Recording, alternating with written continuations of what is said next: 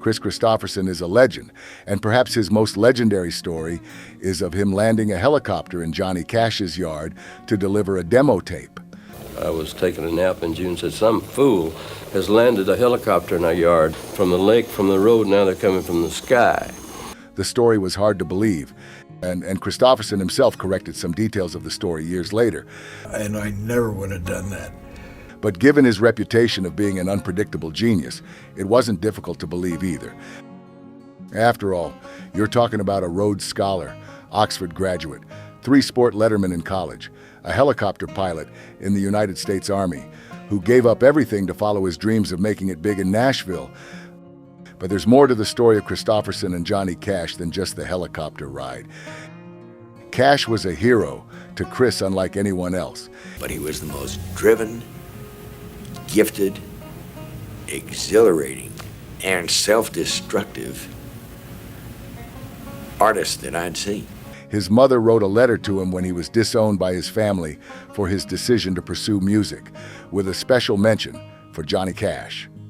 And you've gone to Nashville to be a bum and hang out, try to be like people like Johnny Cash. You're no longer my son. When he moved to Nashville, his cousin plugged him into the music scene, but he really wasn't having much success and took a job as a janitor at Columbia Records. But why would someone who studied in Oxford take up a janitor's job? At the time, the label had signed Johnny Cash and June Carter, whom he'd sometimes pass in the hallways. He didn't find great success with this strategy, but did manage to get his demos to June Carter, hoping it would reach Johnny's ears. But the only place it reached was the bottom of the lake, next to his house. And I think I was guilty of throwing some of Chris's songs in the lake. Still struggling to get his music career off the ground, Kristofferson had taken up a job with Petroleum Helicopters International, flying commercial choppers for them. Desperate and out of options, he did what any other wannabe singer would do.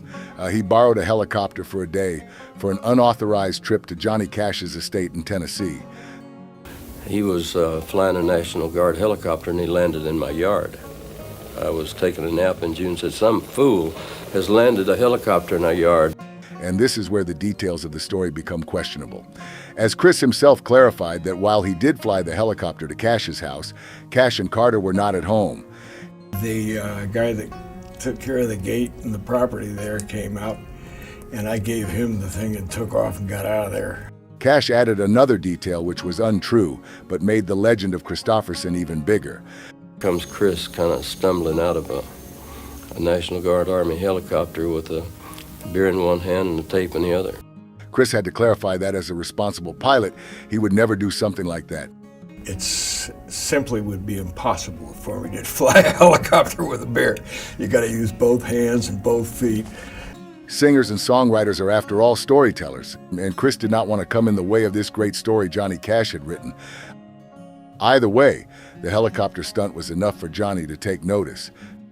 Cash loved the song Sunday Morning Coming Down and played it live shortly thereafter. He eventually recorded it.